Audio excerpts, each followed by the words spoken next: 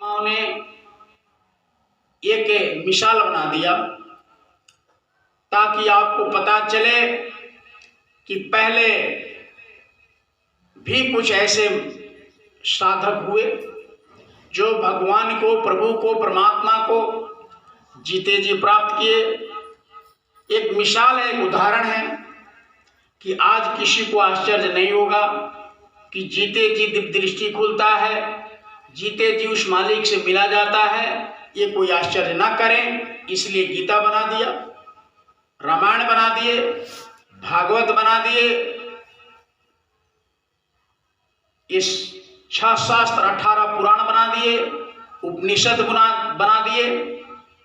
ये सब महापुरुषों ने बड़ा मेहनत करके, तपस्या करके, अपने मन को यानी कंट्रोल करके, अपने शरीर को गला करके, और उन्होंने ये धरोहर बना दिया।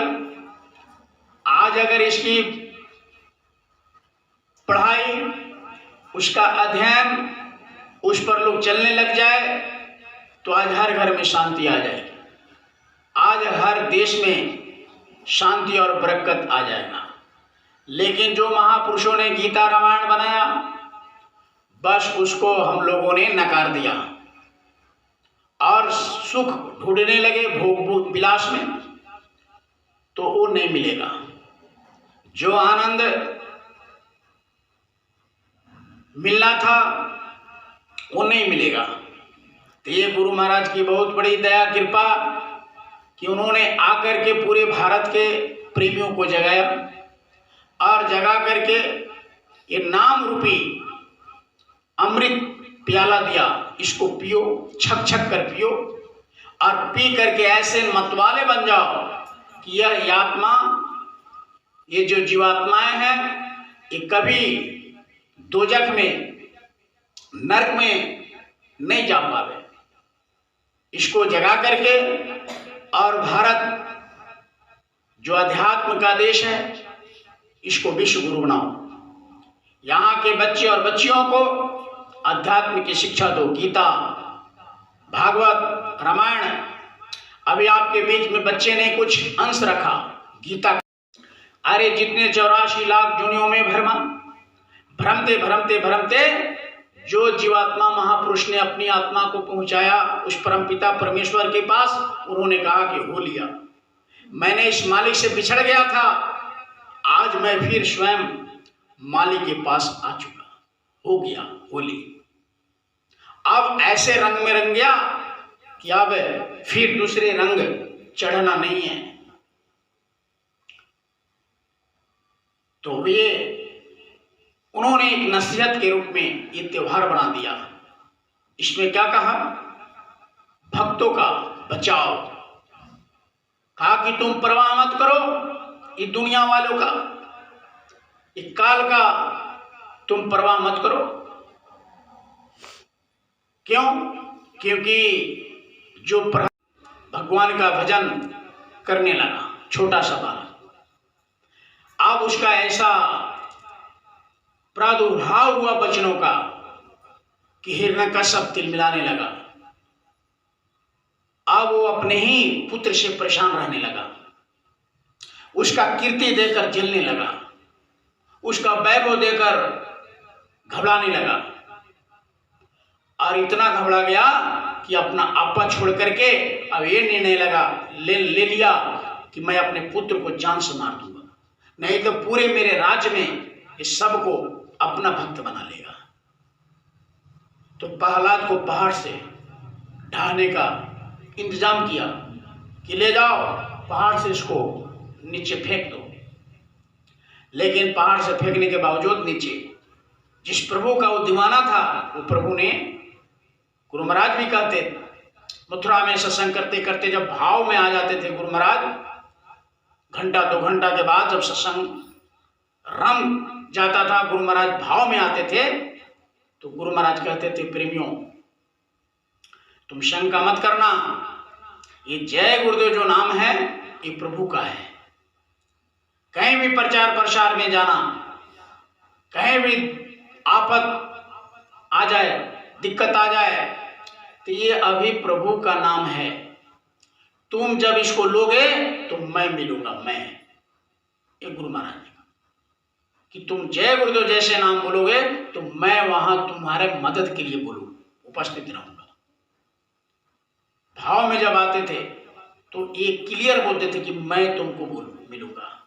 या बोलते थे कि अगर लास्ट समय आ जाए और उस समय जाने का, इस संसार से समय आ जाए, तो उस समय हमको याद करना, मैं तुमको साथ दूंगा और मैं तुम्हारे सिरहाने खड़ा मिलूंगा।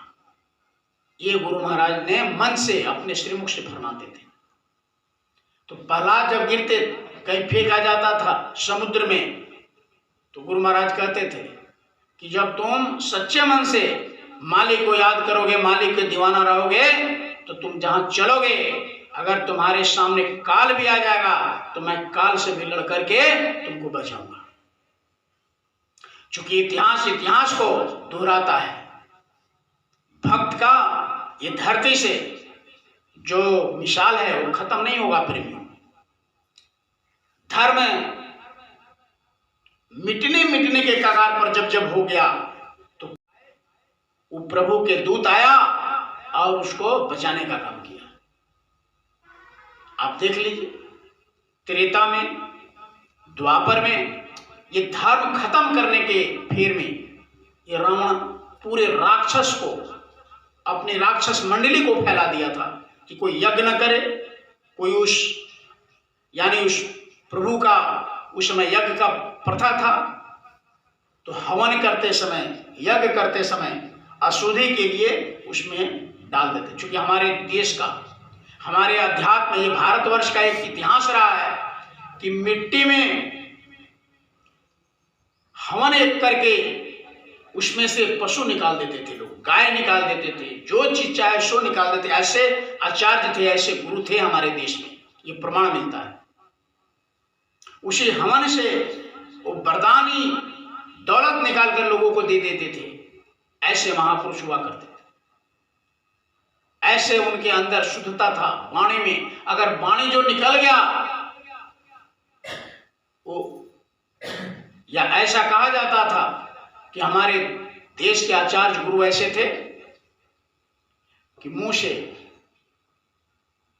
यानी यहां तक कहा जाता था कि इनके कपड़े आकाश में ऐसे फेंक दिए जाते थे या सूखकर फिर आपस यानी उसको फोल्ड करके, जो आयरन कहते हैं जिसको, वो फोल्ड करके आयरन होकर के आ जाते थे। ऐसा प्रमाण मिलता है। सत्यनसुईया का आपने देखा होगा, जब सीता माता वन में गई तो सभी महापुरुषों के आश्रम पर, कुटी पर पधारे, तो एक सत्यनसुईया की कुटी पर जैसे भगवान राम गए, तो आप रामचरितमानस में पढ़े होंगे कि सत्यनसुईया जब देखी सीता माँ को, कहा कि देखो पुत्री, तुम तो इस जंगल में साबुन, सरफ, पानी साफ करने का जगह पता नहीं मिलेगा, नहीं मिलेगा, ये तुम्हारे कपड़े गंदे हो जाएंगे और तुमको 14 वर्ष रहना है। 14 वर्ष में एक साड़ी में कैसे रहोगी? तो मैं वरदानी, मैं अपने साधना के बदौलत, हमारे अंदर एक वरदान है कि अब मैं अपने कपड़े को, इस कपड़े को तुमको दे रही हूं, कभी भी ये गंदगी नहीं हो, कभी भी कपड़ा ये गंदा नहीं होगा। ये रामचरितमानस उदाहरण है। अब आप बताओ, ये पूरे साइंस फेल करेगा। ये हमारा संस्कार है, ये हमारे भारत का, ऋषि मुनियों का और महात्माओं का विद्या है।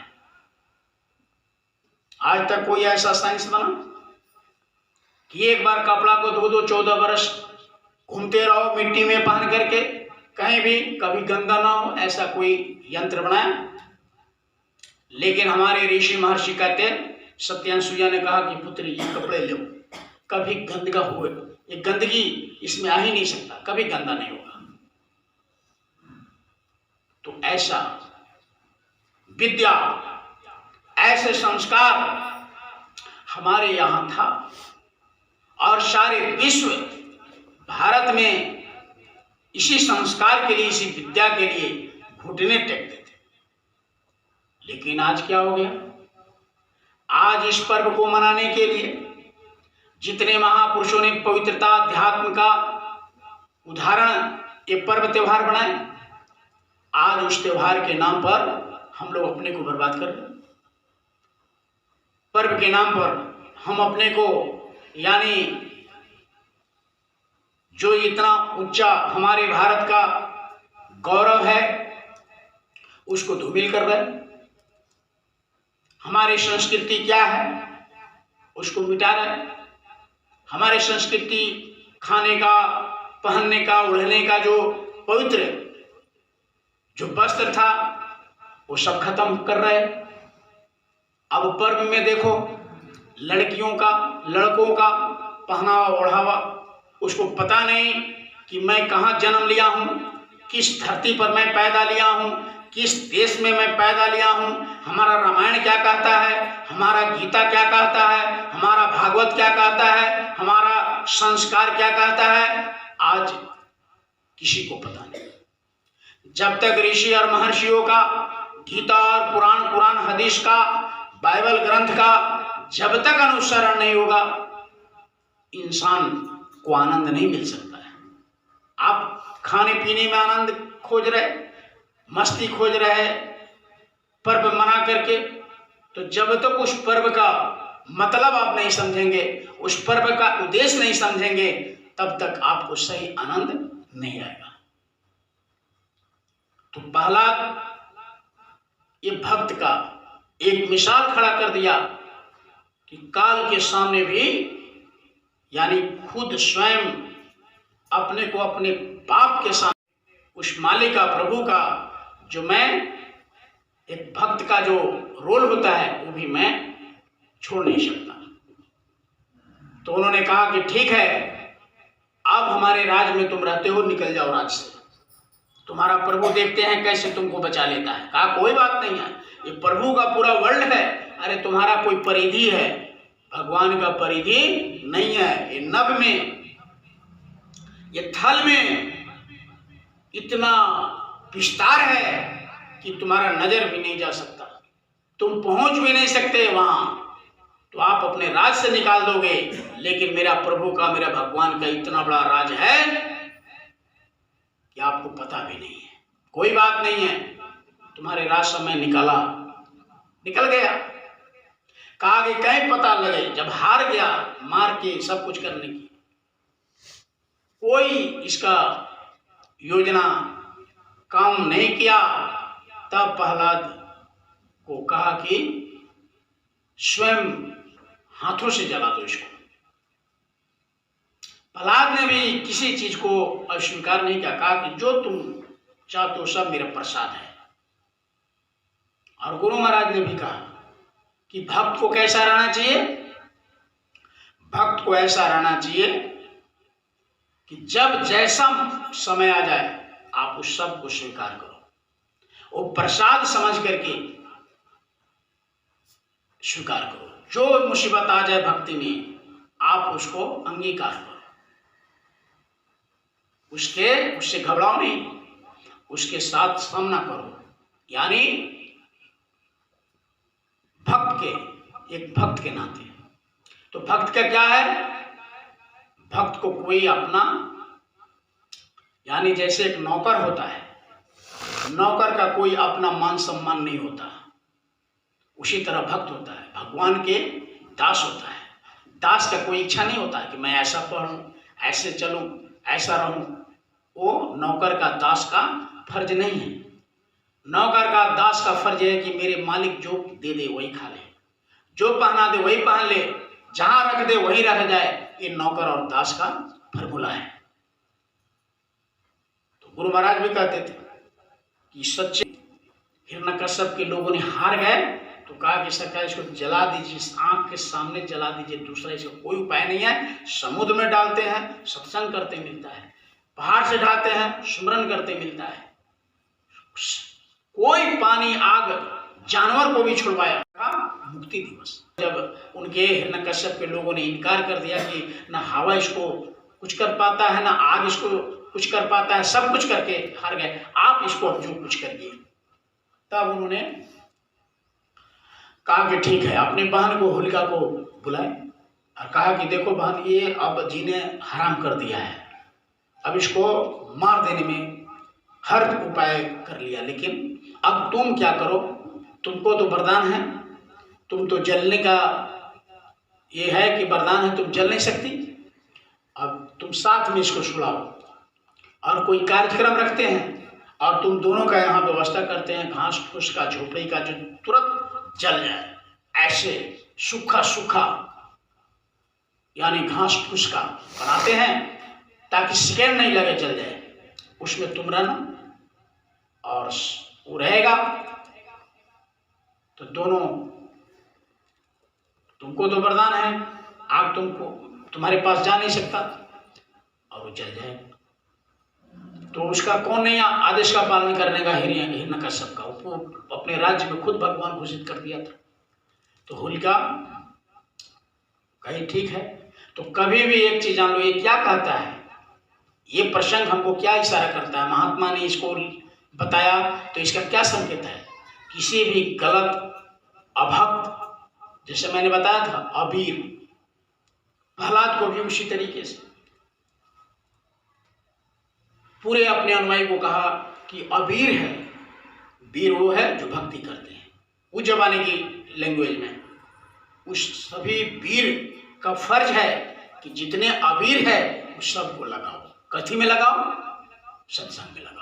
में रख दिया और वो झोपड़ी में रख करके जैसे 12 बजा, देखा कि दोनों सोया हुआ है, बस आग लगा दी तुरंत। प्रभु जैसे गुरु महाराज कहा कि तुम हाथ चलते हो तो मेरे हाथ तुम्हारे पांव के नीचे रहता है कि कांटा ना गड़ जाए। गुरु महाराज कहे तो प्रचार में जब चलते हो तो मैं एकदम तुम्हारे पीछे। देखो गाड़ी का टूटा फिर भी आया यहाँ पे, यानी जो आज ये कहा है लोगों ने कि आज जलाया जाएगा होलिका दहन, तो होलिका खुद जल गई, क्योंकि परमात्मा ने देखा कि हमारे भक्त पर ही बहुत बड़ा आफत आ गया है। तो परमात्मा ने पवन देवता को कहा कि तुम ऐसे हिसाब से चलो कि उसकी दुपट्टा जो है, जब तक शरीर जिस पर वो दुपट्टा कपड़ा रहेगा, कपड़ा था उनका, वो कपड़ा जिस पर बदन पर जिसके ऊपर रहेगा उसमें आग प्रवेश नहीं कर सकता है। तो उस कपड़ा जो उसका चादर जो था, कपड़ा कहो, दुपट्टा कहो, चादर जो भी, तो उसको पवन देवता ने इतना यानी गति से उसको इस पर उड़ा दिया, जब पूरा उड़ा दिया हवा, वो निर्वेश हुई थी होलिका। तो सवेरे पता चला, वो तो आग लगाने वाला बाहर से लगा के चला गया, लेकिन सवेरे पता चला कि सत्संग साधना वो जो केंद्र खोले थे, जहाँ पहला जहाँ आश्रम बनाए होंगे, जहाँ अपना भजन केंद्र खोले होंगे, वहाँ चल रहा था। दूत ने कहा कि अरे प्रहलाद तो वहाँ भजन कीर्तन कर रहा है, भगवान का भजन कर रहा है। तब जाकर के खोजा झोपड़ी में, तो देखा कि होलिका पूरा टिटा के ठीक है। तब जाकर के धर्म में अबीर जो लोग था, हाय हाय मचा रहे, प्रहलाद भगवान है, प्रहलाद भगवान है। अबीर लोगों ने भगवान की तलाश में फिर गया, जो वीर लगे थे प्रहलाद के साथ, अबीर लोगों ने, जो राक्षस लोगों ने, अब प्रहलाद के हाथ जोड़ने लगा। और उस प्रहलाद ने कहा अपने भक्तों के, अपने साथियों की कि चलो लगाओ उसको। जितने भी अबीर है, यानी जो अभक्त है, जो भजन नहीं करते, जो राक्षस थे, हमारे पिता के हिरण्यकश्यप के फेर में थे, वो सबको लगाओ। तो वही अबीर जितने थे उसको लगाते हैं। अब शब्द को लोग पकड़ अबीर, अब वही आजकल देखिएगा सब लोग को लगाएगा, जितना फेंटाएगा सबको लगाएगा, कि जितने भी तुम्हारे आसपास रिलेशन में हो, कहीं भी हो, उस सबको भजन में लगाओ, तो वही लगाया जाता है। ये जो टिकने का है,